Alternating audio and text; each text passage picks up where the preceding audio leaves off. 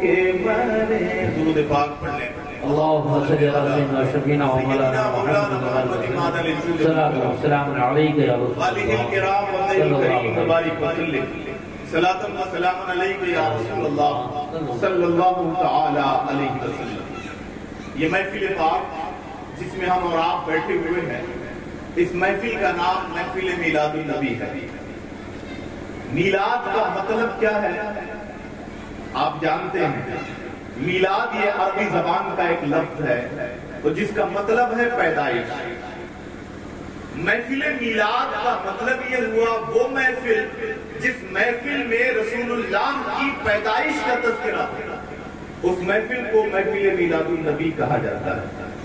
عزیزان ملت، میلاد کسی کا بھی ہو، پیدائش کسی کی بھی ہونا بڑی اہمیت رکھتی ہے. جنم دن جسے آپ کہہ لیں، برتھ ڈے جسے آپ کہہ لیں، لیکن کمال یہ ہے کہ انسان اپنے بچوں کا جنم دن منانے میں کبھی اعتراض نہیں کرتا. بہت سے مخالفین ہیں جو رسول اللہ کی میلاد پر بڑے اعتراضات کرتے ہیں، لیکن ہر سال بلا ناغہ وہ اپنے بچوں کا جنم دن مناتے ہیں. اور وہ عیسائیوں کے طریقے پر، عیسائیوں کے ہاں جنم دن منانے کا ایک رواج ہے. وہ موم بتیاں لاتے ہیں، کیک میں گاڑتے ہیں، جتنی عمر ہے اتنی موم بتی ہے. 1 سال کا ہے تو 1 موم بتی، 2 سال کا ہے تو 2 موم بتی، 50 سال کا ہو گیا تو 50 موم بتی.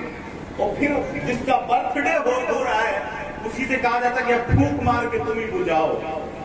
اور جب وہ بجھاتا ہے تو سب کہتے ہیں happy birthday to you. مطلب کیا تمہیں تمہارا جنم دن مبارک ہو. ذرا آپ سوچئے تو یا اللہ، یہ 72 سال اس کے جا چکے ہیں، 72 موم بتیاں یہ گاڑ چکا ہے اپنے کیک پر. اب 72 سال اس کے جا چکے ہیں اور پھونک مار کے یہ خوشی منا رہا ہے. حالانکہ خوشی منانے کا وقت نہیں ہے، وہ تو اپنے اعمال کو یاد کر کے رونے کا وقت ہے کہ 72 سال گزر گئے، 40 سال گزر گئے، 50 سال گزر گئے، میں نے کیا کیا. وہ تو اپنا محاسبہ کرنے کا وقت. الغرض یہ عیسائیوں کی پیروی میں تو جنم دن مناتے ہیں، لیکن جب رسول اللہ کی میلاد کی بات آتی ہے تو پھر ناک بھاؤ چڑھانے لگتے ہیں. اللہ کوئلے کی طرح ان کا دل خود بخود چل جاتا ہے. میں ان سے کہتا ہوں بھائی کوئلہ بھارت میں ختم ہو رہا ہے، اور جتنے لوگوں کا دل رسول اللہ کی میلاد اور کوئلہ بن رہا ہے وہ سب انڈین حکومت کو ڈونیٹ کریں. جلنے جلانے کی ضرورت نہیں ہے، کم سے کم لائٹ تو جلے گی. لیکن ایسا کالا دل، اتنا سیاہ دل، میں تو سمجھتا ہوں یہ اتنا کالا کوئلہ ہے کہ اس سے اب لائٹ بھی نہیں بن سکتی ہے، کیونکہ یہ رسول اللہ کے بغض میں کالا ہو جاتا ہے. جو دل رسول اللہ کے بغض میں سیاہ ہو جائے اس میں کبھی نور سے پیدا ہی نہیں ہو سکتا. بے شک بے شک. میلاد کی محفل کیا ہے میں آپ کو بتاؤں. جیسے بخاری شریف سے لائیے، بخاری شریف سے لائیے گا تو مان لیں گے. ہم نے کہا پڑھو گے بخاری. امام بخاری ایک عاشق رسول کا نام، انہوں نے اپنی پوری زندگی عشق رسالت میں خرچ کر دیا. حدیث ہم بھی پڑھتے ہیں، آپ بھی پڑھتے ہیں، کون اہتمام کرتا ہے؟ امام بخاری کی آپ زندگی پڑھیں گے تو آپ کو پتہ چلے گا.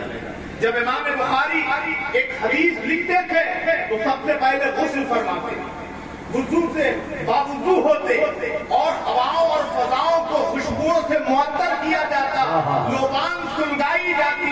جب فضاؤں ہوا معطر ہو جاتی، جب خوشبو سے معطر ہو جاتے، تب ایک حدیث اپنے ہاتھوں سے رسول اللہ کے لکھتے. اتنے بڑے عاشق، اتنے بڑے عاشق. صاحب بخاری نے بخاری شریف کے باب النکاح میں باب باندھا ہے جس کا نام باب امہاتکم اللاتی ارضعنکم. یہ باب ہے ان ماؤں کے بارے میں جنہوں نے اپنے بچوں کو دودھ پلایا. اس باب کے تحت امام بخاری ایک حدیث لاتے ہیں. اس کے حوالے سے ابو لہب کے حوالے سے. ابو لہب کا نام سنا ہے آپ نے؟ کتنے لوگ نے سنا ہے؟ ذرا بتائیے مجھے. بس وہ آدمی، یا اللہ اتنا بڑا دشمن، اسلام کا اتنا بڑا مخالف، اور دعویٰ شریف میں کوئی پوچھ لے کہ میاں صاحب بتائیے ذرا ابو لہب کو جانتے ہیں تو 2 آدمی ہاتھ کھڑے کریں. ارے سب جانتے ہیں، سب نے اس کی مذمت میں قرآن کی سورت تلاوت کی ہے. تبت یدا ابی لہب. پڑھا نہیں پڑھا؟ مطلب کیا؟ ابو لہب کے دونوں ہاتھ ٹوٹ جائیں. اللہ اکبر. اور کہیں بھی بددعا نہیں ہے. پورا قرآن پڑھی ہے اور کہیں بھی بددعا نہیں ہے, کہیں ہجر نہیں ہے. لیکن وہ جو رسول اللہ کا گستاخ ہے اس کے لیے مذمت کی سورہ اتر رہی. تبت یدا ابی لہب. ابو لہب کے دونوں ہاتھ ٹوٹ جائیں. مر گیا. بعض لوگوں نے اسے خواب میں دیکھا اور وہ تو روایت یہ کہ حضرت عباس نے اسے خواب میں دیکھا, رسول اللہ کے چچا. پوچھا اے ابو لہب تو میرے آقا کی راہوں میں کانٹے بچھاتا تھا, انہیں بڑا پریشان کرتا تھا. اب جب تو اس دنیا سے رخصت ہو گیا, مر گیا, تو بتا اللہ نے تیرے ساتھ کیا معاملہ کیا؟ تو ابو لہب کہتا ہے بڑی مصیبت میں ہوں, مجھ سے بہت بڑی غلطی ہوئی ہے, میں انہیں پہچان نہ سکا. اگر پہچان لیتا تو ان کی غلامی کا پٹا میری بھی گردن میں. سبحان اللہ, سبحان. آپ اپنی قسمت میں رچ کریں کہ بغیر محنت کے یہ پٹا آپ کو مل گیا ہے, ورنہ وہ ہر عالم کی رحمت ہے کسی عالم میں رہ جاتے, وہ ہر عالم کی رحمت ہے کسی عالم میں رہ جاتے. یہ ان کی مہربانی ہے کہ یہ عالم پسند آیا, ہماری گردنوں میں ان کی غلامی کا پٹا پڑا ہے. وہ کہتا ہے کاش مجھے معلوم ہوتا تو میں کبھی بھی ان سے دشمنی مول نہ لیتا. جب سے مرا ہوں عذاب میں گرفتار کر دیا گیا, جہنم کے سب سے نچلے طبقے میں مجھے قید کر دیا گیا ہے, آگ میں جلایا جاتا ہوں, کوئلہ بنایا جاتا ہے. لیکن ہاں اتنا ہے کہ جب دوشنبے کا دن آتا ہے تو میری اس کلمے کی انگلی میں پانی کا چشمہ جاری ہوتا ہے, جسے میں چوستا ہوں تو مجھے راحت ملتی. اتنا بڑا کافر جس کی مذمت میں قرآن اترا, جہنم کے اندر دوشنبے کے دن اس کی انگلی میں پانی کا چشمہ جاری ہوتا ہے. اور کس نے کوٹ کیا؟ صاحب بخاری. ایسی ویسی کتاب تھوڑی کی قید بھی نہیں مانیں گے. امام بخاری کو پڑھیے. میں کہتا ہوں امام بخاری کو پڑھنے سے پہلے عشق بخاری پر عمل کیجیے, ورنہ بے عشق مصطفیٰ کے بخاری کو جو پڑھے, بے عشق مصطفیٰ کے بخاری کو جو پڑھے, آئے اسے بخاری نہ آئے. یہ سب بخار میں پڑے ہوئے ہیں اور انہیں کیا ہے؟ بغض رسالت کا بخار چڑھا ہوا. بغض ہے رسول اللہ سے. عشق روکے فضل کاٹے عیب کا جویا رہے, ذکر روکے فضل کاٹے عیب کا جویا رہے. پھر کہے مردہ کی ہوں امت رسول اللہ کی. ارے اور کچھ پر میرے آقا کی عنایت نہ سہی, اور کچھ پر میرے آقا کی عنایت نہ سہی. نجدیوں کلمہ پڑھانے کا بھی احسان گیا, آج لے ان کی پناہ, آج مدد مانگ ان سے, کل نہ مانیں گے قیامت میں اگر مان گیا. کیونکہ مرنے کے بعد تو ابو جہل بھی افسوس کر رہا ہے, کاش میں دشمنی مول نہ لیا ہوتا. کہتا ہے جب دوشنبے کا دن آتا ہے تو میری انگلی میں پانی کا چشمہ جاری ہوتا ہے, جسے میں پیتا ہوں تو مجھے راحت مل جاتی ہے. حضرت عباس نے پوچھا ایسا کیوں؟ جہنم میں پانی کا چشمہ جاری ہو جائے ایسا کیوں ہے؟ تو اس نے کہا کہ انجانے میں میں نے محمد عربی کی ولادت کی خوشی منا لیا, جان بوجھ کے نہیں, انجانے میں. کہ جب میری بھاؤج حمل سے تھی, میں نے اپنی لونڈی اور بادی سہیبہ کو کہا کہ جاؤ آج میرے بھاؤج کے گھر ولادت ہونے والی ہے, جاؤ ان کی خدمت کرو. میری بادی چلی گئی, خدمت کرنے لگی. اور جب محمد عربی جلوگر ہوئے, جب محمد ابن عبداللہ پیدا ہوئے تو وہ بھاگتی ہوئی میرے پاس آئی اور کہا آقا مبارک ہو, تمہارے خاندان میں بیٹا پیدا ہوا ہے, تمہارے مرحوم بھائی عبداللہ کے گھر چاند کا ٹکڑا آیا ہے, بڑا پیارا بچہ پیدا ہوا ہے. تو بیٹا پیدا ہوا تھا. بیٹا پیدا ہوتا تو ہم لوگوں کی بھی خوشی ہوتی. اہل عرب بھی جب بیٹا پیدا ہوتا تھا نا تو بڑی خوشی مناتے تھے, اور جب بیٹی پیدا ہوتی تھی تو چہرہ چھوہارے کی طرح ہو جاتا تھا, سوکھ کے کالا.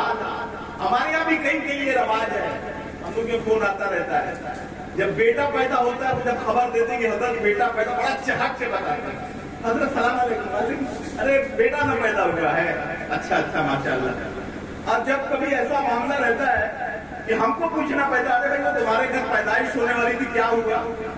ارے حضرت بیٹی پیدا ہے، مطلب چہرہ کالا سیاہ پڑا رہتا ہے، شرم نہیں آتی؟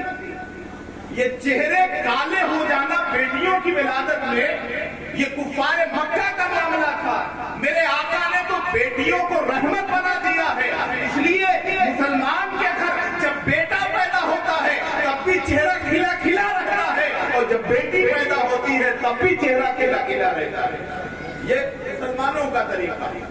تو بیٹا پیدا ہوا تھا تو اچھل گیا کہ چلو خاندان میں ایک لاٹھی پڑ گئی، ایک تلوار کا اضافہ ہوا، بڑا خوش ہوا اور کہا اے صہیبہ بڑی اچھی خبر سنائی ہے، بڑی پیاری خبر سنائی ہے۔ یوں اپنی انگلی سے اشارہ کیا، جا میں نے تجھے آزاد کر دیا، جا تجھے کسی کی غلامی نہیں کرنا، میرے نومولود کی خوشی میں، آمد کی خوشی میں میں نے تجھے آزاد کر دیا۔ یہی ایک عمل انجانے میں کیا۔ اللہ تعالیٰ کافر بھی اگر رسول اللہ کی آمد کا جشن منا لے تو اللہ اس کو بھی صلہ دیتا ہے۔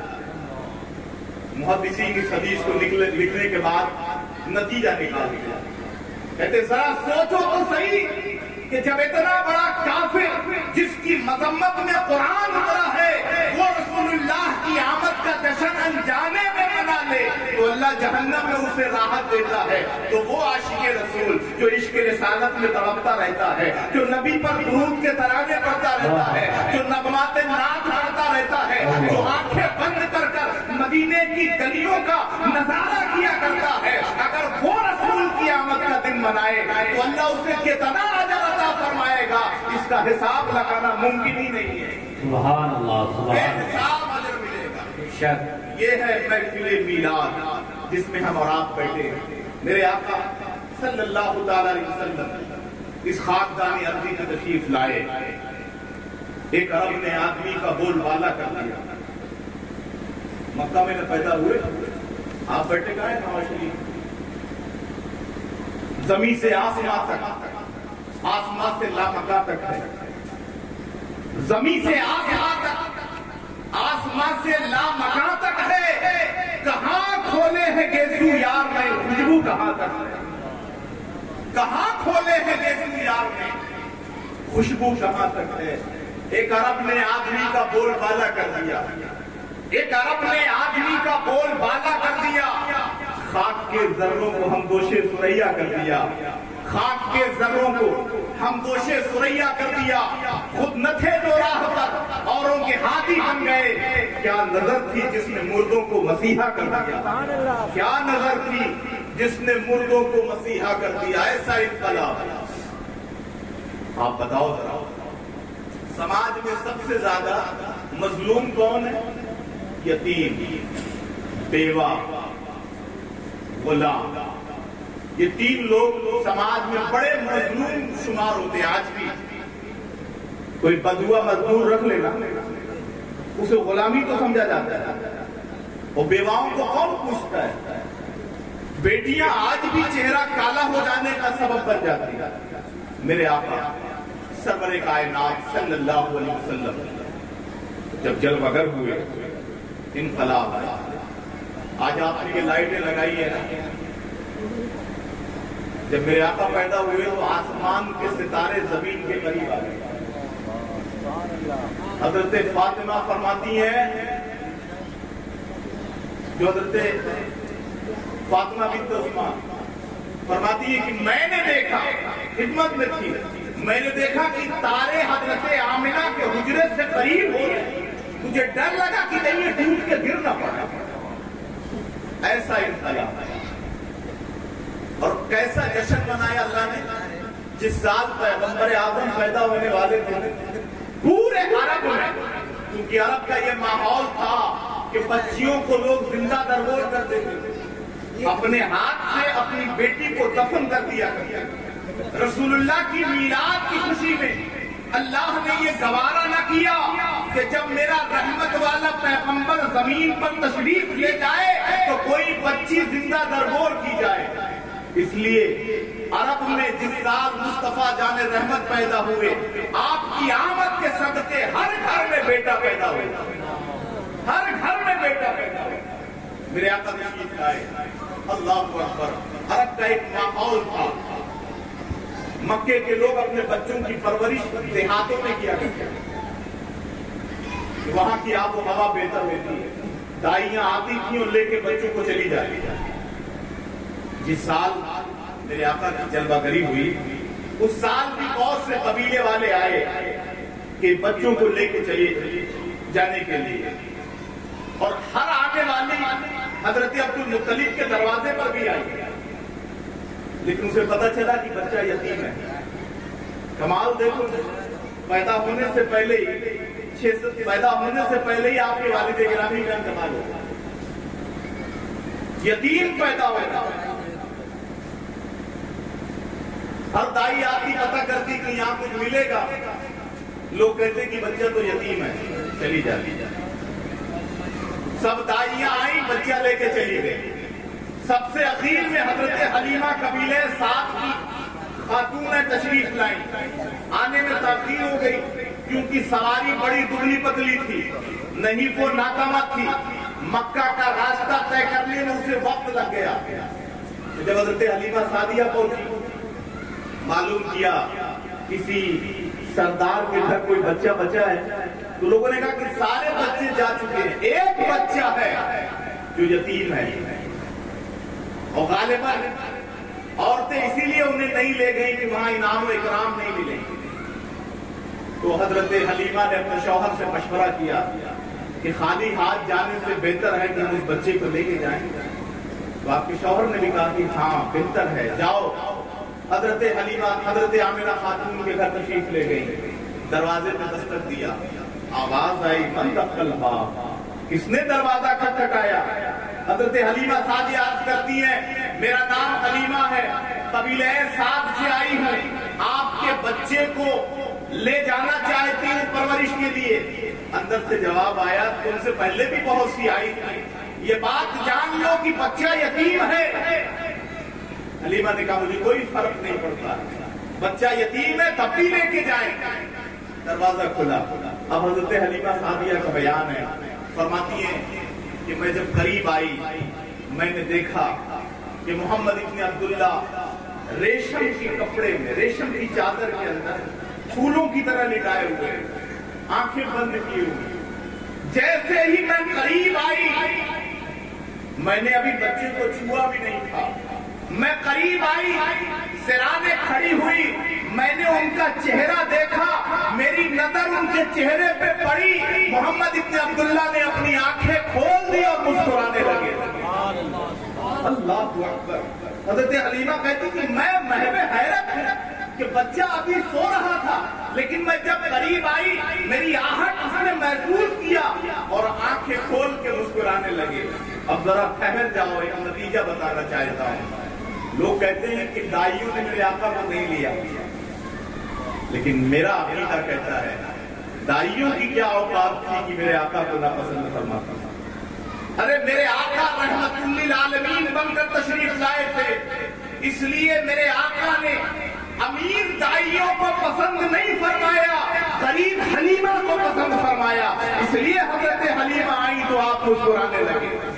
حضرت حلیمہ فرماتی ہے کہ جب بچہ مسکرانے لگا میں نے اسے اپنی آغوش میں لے لیا، اپنا بایاں پستان پیش کیا، بچے نے منہ ہٹا دیا، سوچا بچہ، پھر پیش کیا، پھر منہ ہٹا دیا، پھر میں نے اپنا دایاں پستان پیش کیا تو پینے لگے۔ میرے ذہن فوراً کام کر گیا، میری حس نے مجھے آواز دیا حلیمہ یہ کوئی معمولی بچہ نہیں ہے، اس بچے کو آغوش میں معلوم ہے کہ اس کا ایک رضائی بھائی بھی ہے، ایک میرا بیٹا بھی ہے، اس لیے انہوں نے بائیں طرف کا دودھ قبول نہیں فرمایا اور داہنے طرف سے پینے لگے۔ اعلیٰ حضرت فاضل بریلوی فرماتے ہیں کہ بھائیوں کے لیے ترک پستہ کریں، بھائیوں کے لیے ترک پستہ کریں، بچپنے کی عدالت پہ لاکھوں سلام، جس سہانی گھڑی چم کر طیبہ کا چاند، اس دل افروز ساعت پہ لاکھوں سلام۔ حضرت حلیمہ فرماتی ہیں کہ پورا مدت رضاعت میں کبھی بھی آپ نے بائیں طرف سے دودھ نہیں پیا، ہمیشہ دائیں طرف سے پیتے اور بائیں طرف اپنے بھائی کے لیے چھوڑ دیتے۔ تو یہ معجزات رہے پیغمبر اعظم صلی اللہ علیہ وسلم کی ولادت میں۔ پھر دنیا نے دیکھا کہ میرے آقا صلی اللہ تعالی علیہ وسلم نے زمانے میں انقلاب برپا کر دیا، ایسے ماحول میں جہاں دنیا کے تمام جرائم بہت زیادہ تعداد میں موجود تھے، زنا عام تھا، چوری عام تھی، معمولی بات پر نسلاً بعد نسل جنگیں چلا کرتی تھی، ایسے ماحول میں میرے آقا نے آنکھیں کھولی اور انصاف کیا، ایسا انصاف کہ ایک صحابی کہتے ہیں یا رسول اللہ میں بچپن کی باتیں، میری زندگی میں دو معاملات، آخری بات فرماتے ہیں کہ میری زندگی میں زمانے جاہلیت کے دو واقعات ایسے ہیں کہ جسے میں یاد کرتا ہوں تو ایک کو یاد کر کے ہنسنے لگتا ہوں اور ایک کو یاد کر کے رونے لگتا ہوں۔ تو رسول اللہ نے پوچھا کہ وہ واقعات کیا ہیں؟ تو انہوں نے کہا کہ یا رسول اللہ جس واقعے کو یاد کر کے رونے لگتا ہوں وہ واقعہ یہ ہے کہ ہمارے یہاں ہر قبیلے میں سب کا الگ الگ خدا ہے اور دن کا خدا الگ ہے، سفر کا خدا الگ ہے، حضر کا خدا الگ ہے، جلوت کا خدا الگ ہے، خلوت کا خدا الگ ہے، ہمارے بہت سے خدا ہیں۔ ایک مرتبہ مجھے سفر پہ جانا ہوا تو اب سفر پہ ہم جاتے تو ایک خدا لے کے جاتے اور نیت کیا ہوتی کہ یہ خدا ساتھ رہے گا تو ہماری حفاظت کرے گا۔ وہ صحابی کہتے کہ ایک مرتبہ مجھے جانا ہوا اور میں نے زیادہ راہ تیار کیا تو زیادہ راہ کچھ زیادہ ہو گیا، اب ایک بت رکھنا تھا سفر کا خدا جو میری حفاظت کرے، تو فرماتے کہ اب کوئی گنجائش ہی نہیں تھی کہ میں اس کو رکھتا، لیکن اب حفاظت کا خدا بھی رکھنا تھا۔ میرے دل میں خیال آیا کہ چلو خدا یہ تو کسی نے مٹی سے بنایا، میں آٹے سے بنا لیتا ہوں۔ تو فرماتے میں نے تھوڑا سا آٹا نکالا اور آٹے کو گوندھ کیا اور جب آٹا تیار ہو گیا تو اس نے آنکھیں بنائی، گھوٹ بنائے، ہاتھ لگایا، 2-3 گردنیں بھی لگا دی۔ میں سوچا انسان ایک گردن کا ہوتا ہے تو بھگوان ہوگا تو 4-5 گردن رہے۔ تو تصورات دیکھیے انسان کہاں کہاں ٹھوکریں کھاتا ہے۔ یہ اشرف المخلوقات جس کے لیے کائنات اللہ نے بنایا اور ارشاد فرمایا کہ کائنات کی ہر شے تمہارے لیے بنائی گئی ہے اور تمہیں اللہ نے اپنی عبادت کے لیے بنایا۔ انسان کا یہ سر کہاں کہاں جھک رہا ہے، کہاں کہاں ٹھوکر کھا رہا ہے۔ وہ صحابی کہتے یا رسول اللہ میں نے آٹے سے خود تیار کر لیا، اس کی آنکھیں بنائی، اس کا ہاتھ بنایا، اس کے 2-4 سر بنا دیے، اسے دودھ میں سکھلا دیا، میرا خدا تیار ہو گیا۔ جب خدا تیار ہو گیا میں نے اسے اپنے پاس رکھ لیا، اب چل پڑا۔ سفر تھا 15 دن کا، زیادہ راہ بھی اتنے حساب سے لیا تھا، حالات نہ گزری ہوئے سفر لمبا ہو گیا، اتنا لمبا ہوا، اتنا لمبا کہ میرے پاس کھانے کے لیے کچھ نہیں بچا۔ اب کروں تو کیا کروں؟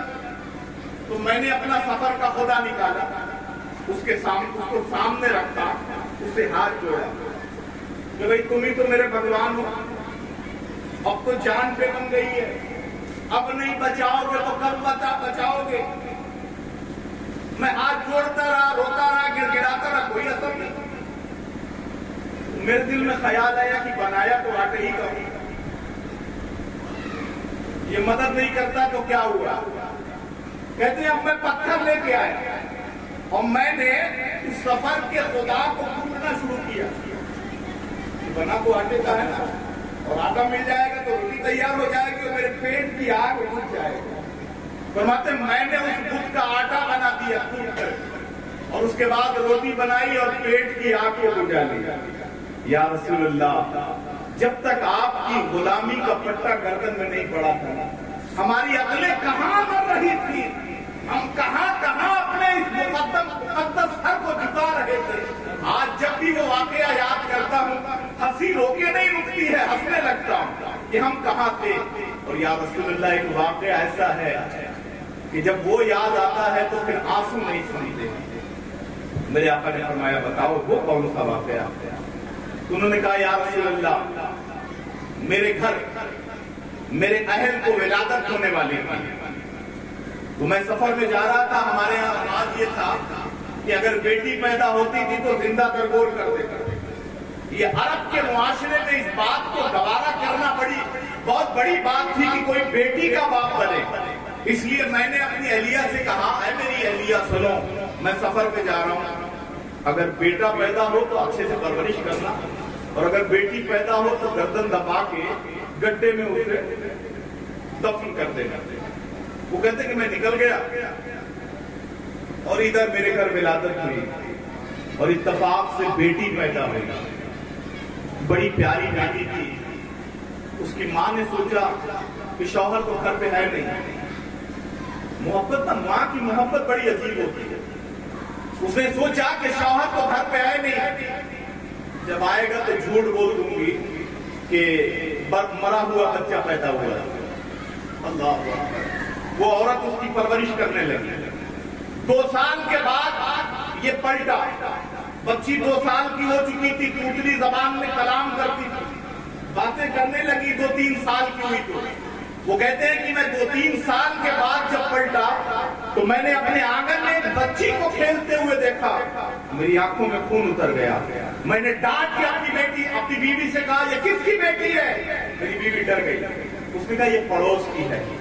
تو پھر مجھے اطمینان ہوا. میں نے پوچھا وہ تمہاری ولادت میں کیا ہوا؟ تو میں نے کہا کہ مرا ہوا بچہ پیدا ہوا.